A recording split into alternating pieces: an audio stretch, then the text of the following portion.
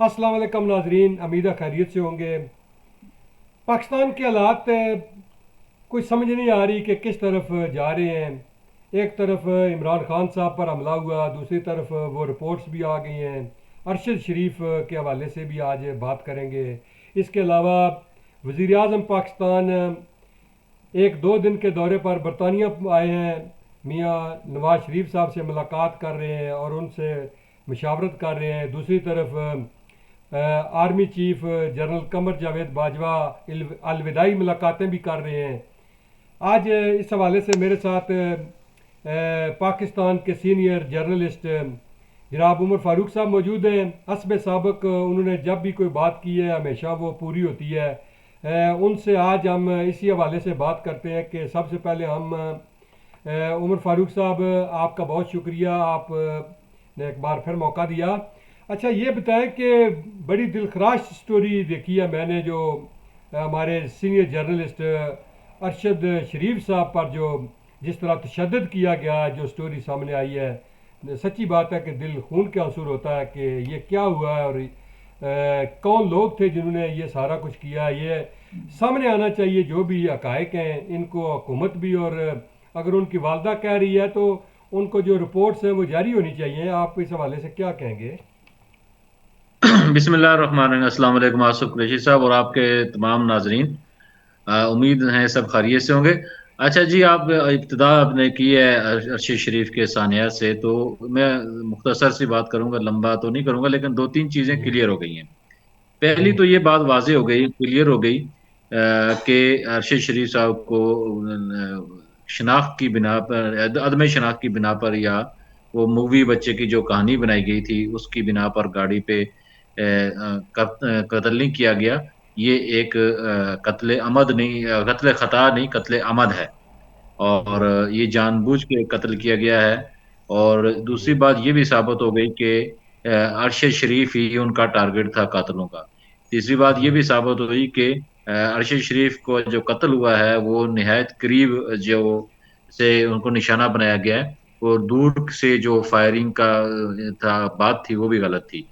और जी चौथी बात ये हुई कि गाड़ी में सिर्फ जिस साइड पे वो बैठे हुए थे उसी साइड को निशाना बनाया गया। और पांचवी बात ये भी साबित हुई कि उनके कत्ल से पहले या बाद उन्हें तशद्दुद का निशाना भी बनाया गया। और यही वजह है कि उनके जिस्म पर कुछ नाखून के भी निशानात थे, और उनके अपने जो हाथों के जो नाखून थे वो भी निकले हुए थे। तो ये चीज़ तो अभी तक साबित हुई, एक बात। दूसरी चीज़ ये साबित हुई है, ये एक चीज़ बड़ी कन्फ्यूजन खान साहब ने, खास करके खान साहब ने, इंसाफ तहरीक इंसाफ के जो चेयरमैन हैं उन्होंने फैला दी थी कि अरशद शरीफ यहाँ से जान बचाकर दुबई गए और फिर दुबई से वो उन्हें जब वीज़ा ख़त्म हुआ तो कीनिया निकल गए। ये बात गलत निकली है। असल जी बात ये है कि उन्होंने कीनिया से उन्हें स्पॉन्सर किया था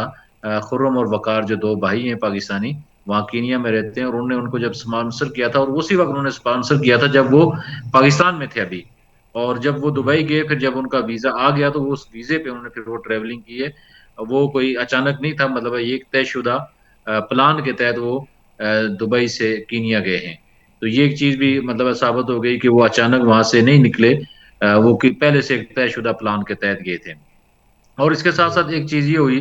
कि आज कल मेरे ख्याल में वज़ीर दाखिला राना सनाउल्लाह साहब ने कि 1-2 प्रोग्रामों में कहा, मैं पूरी तरह नहीं सुन सका, लेकिन एक चीज़ जो मैंने अखबारात में पढ़ी,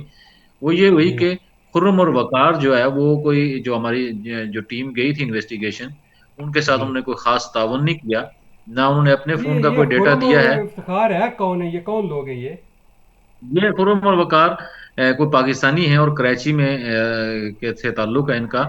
और ये जी बिज़नेसमैन हैं, वहाँ कोई काम करते हैं, और इनके अंडर वहाँ कोई कई पाकिस्तानी हैं जो नैरोबी में इनके साथ काम करते हैं। फैसल वाउडा जो पीटीआई के रहनुमा थे, उन्होंने भी कहा था कि ये वक़ार मेरे क्लास फेलो भी हैं। और इनका एक ये भी कहना है कि वो जो निजी टीवी है जिस पे अरशद शरीफ काम करते थे एआर वाई, उसमें वो तारक नामी जो उनके जो मुलाजिम हैं, उनके कहने पर खुर्रम और वक़ार ने अरशद शरीफ को वीज़ा स्पॉन्सर किया था। जी अच्छा, मैं जो कर रहा था कि वज़ीर दाखिला राना सनाउल्लाह ने ये कल कहा कि खुर्रम और वक़ार ने कोई ख़ासा ताउन नहीं किया जो इनकी टीम गई थी यहाँ से वहाँ। اور اس کے ساتھ ساتھ کینیا پولیس نے بھی کوئی تعاون نہیں کیا، اور نہ انہوں نے وہ ارشد شریف صاحب کا ڈیٹا جو لیپ ٹاپ تھا اور نہ فون جی تھا وہ ان کے حوالے کیا ہے۔ اور جس کے بعد رانا ثناء اللہ صاحب کا یہ کہنا تھا کہ میں اپنے وزیر اعظم سے بات کروں گا کہ وہ کینیا کے جو اعلیٰ حکام ہیں ان سے بات کریں کہ وہ اس میں تعاون بھی کریں اور جو مطلوبہ چیزیں ہیں وہ ہمیں دے دیں۔ یہ تو مختصر سی میں نے ساری سمریز میں کر دی۔ اب ایک جی بات رہتی ہے جی، وہ آپ نے کہا کہ رپورٹ کیوں نہیں دی جا رہی ان کے والدہ کو؟ ہو سکتا ہے کچھ حساس ایشوز ہوتے ہیں، کوئی تحقیقات چل رہی ہوتی ہیں، اور ظاہر سی بات ہے متاثر ہونے کا خدشہ ہوتا ہے۔ اس بنا پر حکومت اس کو ڈیلے کر رہی ہوتی ہے، یا وہ متعلقہ ادارے اس بنا پر وہ شاید تھوڑا روک رہے ہوتے ہیں کہ ایسا نہ ہو کہ ہمیں جس نتیجے پہ پہنچنا چاہ رہے ہیں اس سے پہلے ہی کوئی بڑا بلاسٹ ہو جائے یا کچھ چیزیں آ جائیں اور ہم نتیجے پہ نہ پہنچ سکیں۔ لیکن اس کے چھپانے سے یا اس کے رکھنے سے کوئی ایسا حکومت کو کوئی فائدہ یا مجھے نظر نہیں آتا یا سمجھ نہیں آتا۔ ہو سکتا ہے بالکل اس میں حکمت عملی ہو۔ اور آخری بات جی جی اس حوالے سے، یہ میں جو ابھی تک ارشد شریف صاحب کا جو میں معاملہ دیکھا ہے، یہ قتل عمد لگتا ہے، جان بوجھ کے انہیں قتل کیا گیا ہے، منصوبہ بندی کے تحت انہیں قتل کیا گیا ہے اور انہیں ٹارگٹ کیا گیا ہے۔ اور میں یہ سمجھتا ہوں آصف صاحب کہ یہ جو خون ہے یہ انشاءاللہ رائے گان ہی جائے گا۔ انشاءاللہ امید یہ کرتے ہیں ہم سارے، اور مجھے بھی امید ہے کہ کسی نہ کسی حد تک یہ ملزمان تک بے نقاب بھی ہو جائیں گے اور رسائی بھی ہو جائے گی اور پتہ بھی چل جائے گا۔ اچھا یہ بتائیں کہ وزیر اعظم جناب میاں شہباز شریف صاحب ایک دو روز کے لیے لندن آئے اور یہاں پر انہوں نے ملاقات کی اور واپس جا رہے ہیں۔ دوسری طرف عمران خان صاحب کہہ رہے ہیں کہ ہمارے ملک کی بدقسمتی ہے کہ جو اشتہاری ہیں وہ فیصلہ کر رہے ہیں، اور یہ کیا چل رہا ہے، کیوں یہ اتنے جلدی آئے اور چلے گئے، اور آج انہوں نے ملاقات کی ہے، اچھا تھوڑی دیر پہلے روانہ ہو گئے ہیں۔ جی، پاکستان کی سیاسی صورتحال ہمیشہ بھونچال میں ہی رہتی ہے جی، کبھی یہاں اسٹیبلٹی ہوتی نہیں ہے، استحکام ہوتا نہیں ہے، ہمیشہ بھونچال رہتا ہے۔ حالانکہ آپ کو پتا ہے کہ صرف ہم 1 ماہ یا 1.5 ماہ پیچھے چلے جائیں تو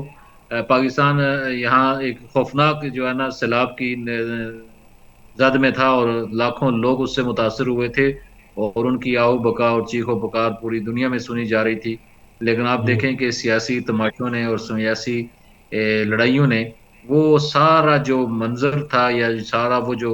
صورتحال تھی اس کو پس منظر میں کر دیا، اور وہ جو دنیا کی توجہ ہوئی تھی ہمارے ان سیلاب متاثرین کے لیے وہ یکدم سے پیچھے، مطلب ان کے آنکھوں سے اوجھل ہو گئی ہے۔ اور جس طرح کا ہمیں توقع تھی اگر وہ صورتحال رہتی تو ہمیں دنیا سے بڑی کوئی امداد بھی مل سکتی تھی اور ہمارے جو متاثرین تھے ان کی بھی بحالی ہو سکتی تھی۔ لیکن بدقسمتی کہی ہے ہمارے پاکستانیوں کی کہ ہمارے جی لوگوں نے سیاست کو ترجیح دی ہے، اور اپنے جو ملک ریاست کے جو مسائل تھے، عوام کے جو مسائل تھے وہ پس منظر میں چلے گئے۔ اب آتے ہیں جی جی موجودہ سیاسی صورتحال پہ۔ دیکھیں خان صاحب کا لانگ مارچ شروع ہوا، 4-5 دن لگا کے وزیر آباد پہنچا، اور پھر وزیر آباد میں ایک ناخوشگوار واقعہ پیش آیا، اچھا لانگ اور مارچ اس کی ہم بعد میں بات کریں گے، پہلے جو ان کا دورہ ہے اس پر بات کر رہے ہیں، جو برطانیہ آئے اور اپنے بھائی کو سفارتی پاسپورٹ بھی جاری کیا، کیا یہ واپس جا رہے ہیں؟ لانگ مارچ کی ہم بات کریں گے، لیکن پہلے ان کو ذرا اس پہ ہانسی کا اس سے پہلے میں کر لیتے ہیں۔ دیکھیں شہباز شریف صاحب جو مصر سے وہاں ایک کانفرنس سے وہاں سے سیدھا برطانیہ چلے گئے، لندن چلے گئے۔ کچھ ایشوز تھے۔ سب سے بڑا ایشو، جی ظاہر سی بات ہے وہ پاسپورٹ جاری کرنے وہاں تو نہیں گئے تھے بھائی کو، مین ایشو جو تھا وہ آرمی چیف کی جو تعیناتی ہے اس کے حوالے سے ظاہر سی بات ہے مشاورت تھی۔ اور میرے جو ہمیں ذرائع نے بتایا کہ جو حکومت فیصلہ کر چکی کہ اب نیا آرمی چیف لایا جائے گا، اور یہی بات ہے کہ جنرل جو موجودہ آرمی چیف ہیں قمر جاوید باجوہ صاحب نے اپنے جی اختتامی دورے شروع کر دیے، الوداعی دورے جن کو کہتے ہیں، یا الوداعی پارٹیاں جو ان کو کہتے ہیں، ضیافتیں۔ کل انہوں نے منگلا جیلم ان کے کور کا دورہ کیا، وہاں انہوں نے آج خطاب بھی کیا، ملتان آگے اور پیچھے اسی گئے ہوئے طرح بالکل۔ ہاں وہ باقی بھی وہ اس طرح پورا کریں گے۔ تو یہ ایک مشاورتی اجلاس تھا، سمجھ لیں کہ برطانیہ میں، اور میرے خیال میں اس میں دونوں بھائیوں نے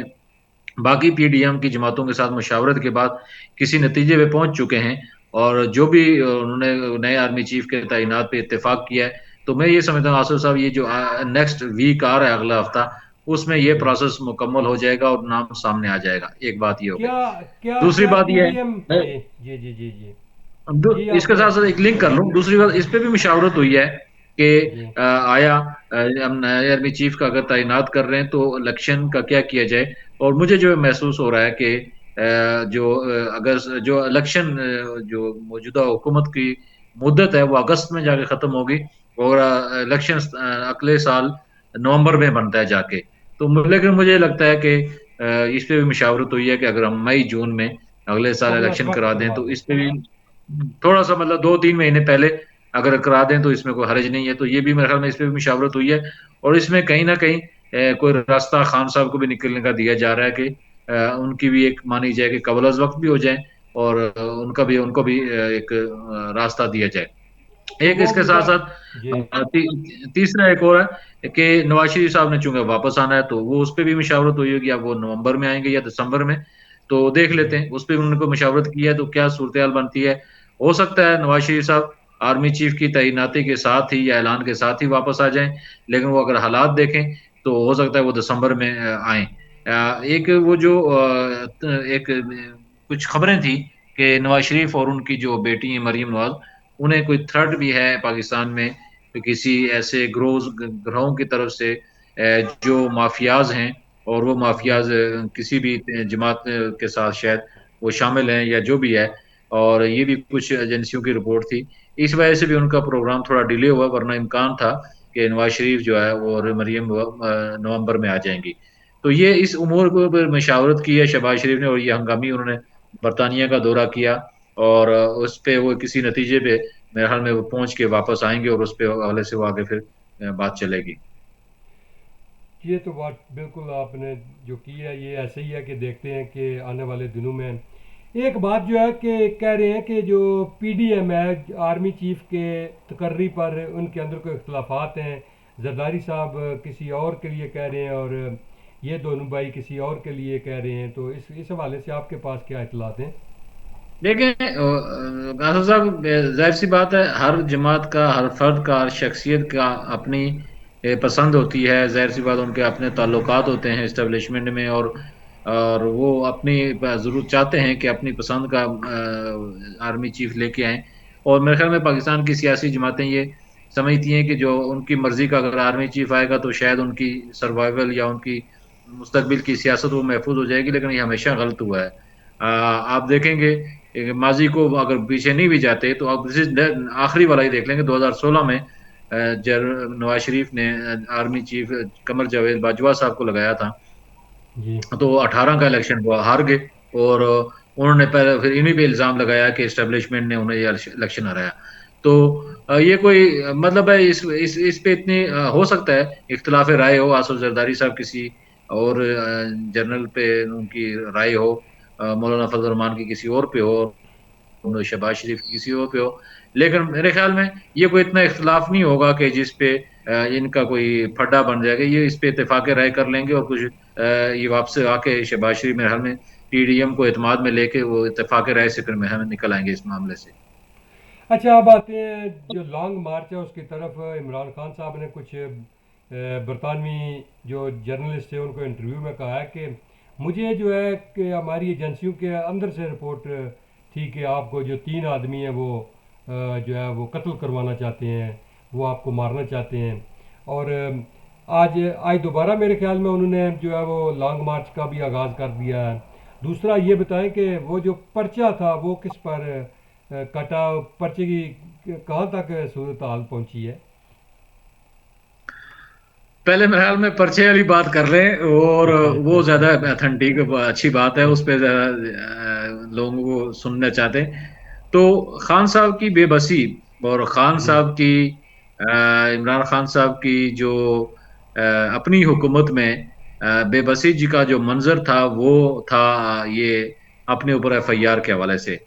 اور جی انہوں نے پورا زور لگایا، اور جی ساری پنجاب کی جو حکومت ہے انہوں نے داؤ پہ لگائی. بالآخر جی پرویز الہی نے یہ کہا، دیکھیں صوبائی میں جو پنجاب میں ان کی حکومت ہے، پرویز الہی وزیر اعلیٰ ہیں، ان کے تعاون سے پرویز جی الہی سب سے پہلے رکاوٹ تھے. اور وہ کیوں رکاوٹ تھے وہ سب کو پتا ہے کہ وہ اس لیے رکاوٹ تھے کہ پرویز الہی وہ سالہ سال سے اسٹیبلشمنٹ کے ان کے تعلقات ہیں، اور وہ کبھی نہیں چاہتے تھے کہ وہ ایک حاضر سروس میجر جنرل پہ ایف آئی آر کٹے، اور وہ بھی ان کے دور حکومت میں۔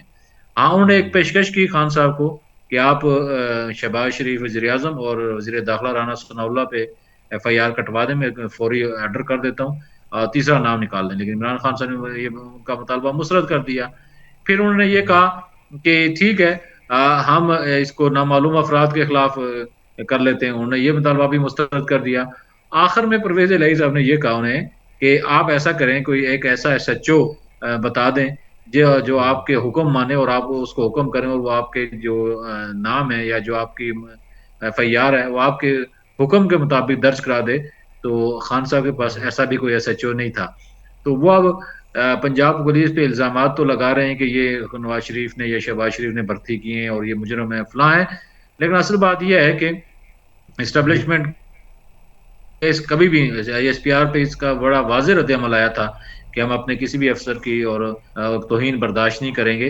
اور یہ ایک آپ نے ایک چیز دیکھی، اب چونکہ دوسرا سوال بھی آپ نے انٹرویوز کر رہا تھا کہ جی خان صاحب نے 2-3 انٹرویو دیے، اور ایک انٹرویو میں انہوں نے ان سے جب سوال کیا گیا کہ آپ کے پاس کیا ثبوت ہیں کہ ان 3 افراد نے قتل کیا، تو خان صاحب کے جی پاس کوئی ثبوت کی بات نہیں تھی، آئیں بائیں شائیں تھا۔ اور اس کے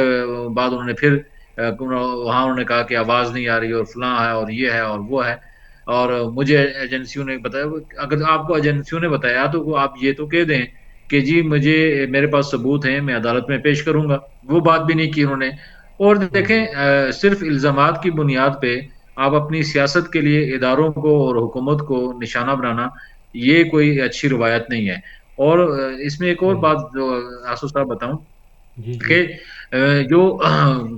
حملہ تھا، جو حملے کا ملزم تھا، میں نے آپ کو پہلے دن بھی کہا تھا کہ میرا پورا یقین ہے کہ یہی ہے۔ اور جو ادارے ہیں، ایجنسیاں ہیں، سیکیورٹی ادارے ہیں، وہ پہلے 2 گھنٹے میں اس حملہ آور تک پہنچ بھی گئے، اور انہیں پتہ بھی لگ گیا کہ حملہ کیوں کیا، کب کیا، کس نے کیا، کتنی گولیاں چلی، وہ ساری ان کے پاس چیزیں آ گئی تھی۔ اور وہ رپورٹ بھی اب میرے خیال میں آ چکی ہے، کچھ اخبارات میں نے آج نظر سے گزری ہے کہ حملہ آور کے پستول سے کتنی گولیاں نکلی، گولیاں کہاں کہاں لگی، اور وہ یہ سارا چیزیں اب واضح ہو رہی ہیں۔ اب وہ جیسے جب یہ پتا ہے، فوج کو بھی پتا ہے، اسٹیبلشمنٹ کو بھی پتا ہے، وفاقی حکومت کو بھی پتا ہے، اور خود پرویز الہی کو بھی پتا ہے، اور میں کہتا ہوں خان صاحب کو بھی پتا ہے کہ یہ حملہ نہ وفاقی حکومت نے کیا، نہ اس میجر جنرل نے کیا، نہ کسی اور ادارے نے کیا، یہ ایک فرد واحد کی کارروائی تھی، اور فرد جی واحد نے یہ حملہ کیا تھا، اور اس کی جو سازش تھی یا اس کا جو بھی کچھ تھا، وہ 1 سے 2 گھنٹوں میں سب کچھ نکل کے سامنے آ گیا تھا۔ اور اس کے بعد الزامات کی بنیاد پہ ایف آئی آر کٹوانا، اور ظاہر سی بات ہے یہ خان صاحب صرف اس سیاست کے لیے کر رہے تھے، اور جو اس میں ناکام ہوئے۔ اور اس سے یہ بھی ثابت ہوا، پر رانا ثناء اللہ نے ان کو طنزاً کہا کہ پنجاب میں جھوٹی ایف آئی آر درج کرانا کوئی مسئلہ ہی نہیں، لیکن ہمارے عمران خان صاحب وہ بھی نہیں کروا سکے کہ جھوٹی ایف آئی آر درج کروا سکیں۔ انہیں مطلب انہوں نے یہ طنز کیا کہ ان کے پاس اتنی پاور بھی نہیں ہے، تو یہ لوگوں کے مسائل کیا حل کریں گے؟ تو وہ ایک ایف آئی آر وہ جو کروانا چاہ رہے تھے، اور میرے خیال میں ان کا بلکہ مقصد بلکہ یہ تھا۔ آج تو شاہ محمود قریشی صاحب نے گجرات لانگ مارچ میں خطاب کے دوران بھی کہا ہے کہ پنجاب میں ہماری حکومت ہے لیکن پھر بھی ہم بے بس ہیں۔ اب یہ اس کو تو کیا آج انہوں کریں گے نے وہ، دیکھیں نا، اب وہ اس کو کر کیا سکتے ہیں، ان میں ہمت نہیں کہ پی ٹی آئی کے جو فالوورز ہیں یا سوشل میڈیا ایکٹیوسٹ ہیں کہ وہ پرویز الہی کے خلاف کوئی مہم چلائیں، یا عمران خان یہ مطالبہ کریں کہ یار آپ کے حکومت میں مجھ پہ حملہ ہوا، کم از کم آپ مستعفی ہو جائیں، یا آپ کے حکومت میں مجھ پہ حملہ ہوا، میرے مطابق ایف آئی آر نہیں کٹی، آپ بھی استعفیٰ دے دیں۔ وہ اتنی اخلاقی جرت ان کے پاس نہیں ہے کہ وہ کم از کم اپنے وزیر اعلیٰ سے یہ تو کہیں کہ یار آپ مستعفی ہو جائیں یا معافی مانگیں یا کچھ اس طرح کے۔ ان پہ خود مطلب وہ اتنے کمزور پوزیشن میں ہیں اور وہ اتنے بے بس ہیں کہ وہ اپنے حکومت سے یہ بھی نہیں کہہ سکتے کہ یار آپ کی حکومت میں یہ سب کچھ ہوا اور آپ نے نہ استعفیٰ دیا، نہ اس پہ کوئی شرمندگی اور پریشانی کا اظہار کیا، اور خان صاحب اس کا سارا الزام صرف وفاق پر اپنا لگا کے اپنا غصہ ٹھنڈا کرنے کی ایک ناکام کوشش کر رہے ہیں۔ اچھا، اعظم سواتی صاحب کے معاملے کو آپ کس طرح دیکھتے ہیں؟ بڑے بے بس نظر آئے وہ روتے ہوئے، کیا وہ واقعی ان کی ویڈیوز، یہ ویسے غلط ایک روایت نہیں چل پڑی کہ کبھی پرویز رشید صاحب کی ویڈیوز آ رہی ہیں، کلپ آ رہے ہیں سامنے، کبھی اعظم سواتی صاحب کے، یہ کیا ہو رہا ہے؟ یہ کون کر رہا ہے یہ سارا کچھ؟ اچھا یہ دیکھیں آصف صاحب، اعظم سواتی کی ویڈیو حقیقت ہوگی، ہو سکتا ہے حقیقت ہو، مجھے نہیں پتا، لیکن جو ہمارے تک اطلاعات موجود پہنچی ہیں کہ وہ 100% حقیقت نہیں ہے، اس میں کچھ ملاوٹ ضرور کی گئی ہے اور کچھ تھوڑی بہت اس میں حقیقت ہے۔ چلیں جو بھی حقیقت ہے، اتنا مطلب اس کا مطلب یہ ہے کہ ویڈیو تو بنی ہے، اور ویڈیو بننے کے بعد وہ ڈارک ویب پہ چلائی بھی گئی ہے، اور جب ڈارک ویب پہ چلی ہے تو اگرچہ اس کا ایک حصہ جھوٹ پہ مبنی ہے لیکن ایک حصہ حقیقت پہ مبنی ہے۔ اب ہوں، یہ پاکستان میں ایک آج سے نہیں ہے، ایک عرصے سے یہ چلا آ رہا ہے، اور اب تو میں اس میں آپ کو ایک بڑی بات یہ کہوں گا کہ اب اس میں ہماری سیاسی جماعتیں بھی شامل ہو گئی ہیں، اور انہوں نے ایسے اپنے نیٹ ورک بنا لیے ہیں کہ میرے پاس اس میں بہت شواہد ہے، میں تو بات بھی کر سکتا ہوں لیکن کیونکہ ٹائم نہیں ہے اتنا لمبا، اور ٹھیک۔ وہ اس طرح سے سیاسی رہنماؤں کو یا اپنے مخالفین کو بلیک میل کرنے کے لیے ان ٹولز کو استعمال کر رہی ہیں، اور وہ پھر ان کو استعمال کر کے اپنے مخالفین کو دباتے ہیں۔ تو یہ ایک المیہ ہے، اس کے حوالے سے ضرور سپریم کورٹ کوئی لائحہ عمل شاید دے گی اس کیس میں، اور کوئی اصول بھی دے گی کہ کم از کم ایسے جو معاملات ہیں یا ایسی جو شخصیات ہیں یا ان کی جو پرائیویسی ہے ان کا ضرور خیال رکھا جائے۔ یہ آپ کو بھی یاد ہوگا کہ مریم نواز نے الزام عائد کیا تھا جب وہ گرفتار تھی کہ میرے ٹوائلٹس میں بھی خفیہ کیمرے لگے ہوئے تھے، انہوں نے بڑا احتجاج بھی کیا تھا اس پہ۔ تو یہ تمام جی۔ سیاسی جماعتیں اب یہ اپنے مخالفین کے خلاف ان ہتھ کنڈوں کو استعمال کرتی ہیں۔ ہوں۔ اچھا، آج اسلام آباد ہائی کورٹ کے نئے چیف جسٹس عامر فاروق صاحب نے جو ہے حلف اٹھا لیا، اور جسٹس اطہر من اللہ، جسٹس حسن اور جسٹس شاہد جو ہیں وہ سپریم کورٹ کے جج جو ہیں وہ بنا دیے گئے ہیں۔ تو اس سے بھی کوئی خان صاحب کے کیسوں پر کوئی اثر پڑے گا؟ ویسے یہ تو مشہور ہو گیا تھا کہ اطہر من اللہ صاحب کے پاس کوئی بھی جو آتی ہے درخواست خان صاحب کی، تو وہ جو ضمانت ہو جاتی ہے یا پھر اس میں ان کو ریلیف مل جاتا ہے۔ تو جی۔ اب چونکہ یہ جسٹس عامر فاروق بھی ایک اچھے جج ہیں اور ان کے فیصلے بھی اچھے ہیں، تو اثر تو ضرور پڑتا ہے جی، شخصیات کا جو جھکاؤ ہوتا ہے یا یا یا شخصیات کا جو فیصلوں کا جو ایک اپنا اپنا ایک انداز ہوتا ہے لکھنے کا بھی اور اس کو دیکھنے کا بھی اور ان کو سننے کا بھی، تو اثر تو ضرور جی پڑے گا تھوڑا بہت۔ اور میرے خیال میں پی ٹی آئی کو وہ ریلیف شاید نہ مل سکے جو پہلے ان کو ملتا تھا۔ جی جاتے جاتے ایک خبر کی بات کر دیں جی آصف صاحب، کہ جی یہ جو خان صاحب کا لانگ مارچ ہے، اب یہ لانگ مارچ سے زیادہ میں سمجھتا ہوں کہ یہ لانگ مارچ تو نہیں رہا، اب جلسوں میں تبدیل ہو چکا ہے، جلسوں میں وہ ہر تبدیل شہر ہو میں چکا ایک ہے، بالکل۔ جلسہ، ہاں بالکل جی ہاں، بالکل۔ جلسہ کر رہے ہیں، اور جلسہ کرنے کے بعد وہ آگے بڑھ رہے ہیں۔ اس کے جی پس منظر میں معاملات چل رہے ہیں، عارف الوی صاحب جو صدر پاکستان ہیں ان کی وساطت سے مذاکرات کا ایک سلسلہ بھی بیک ڈور میں چل رہا ہے، اور یہ بیک ڈور مذاکرات کا ہی نتیجہ ہے کہ وہ یہاں پہلے پنڈی میں انہوں نے ایک ملاقات کی، اور اس کے بعد انہوں نے شوکت خانہ میں عمران خان صاحب سے ملاقات کی تھی، اور اس کے بعد یہ لانگ مارچ بھی چل رہا ہے۔ میرا خیال یہ ہے کہ جی خان صاحب کو کوئی یہ جو گئے ہیں شہباز شریف وہاں برطانیہ، تو وہ کوئی درمیانی راستہ ان کو شاید نکالنے کی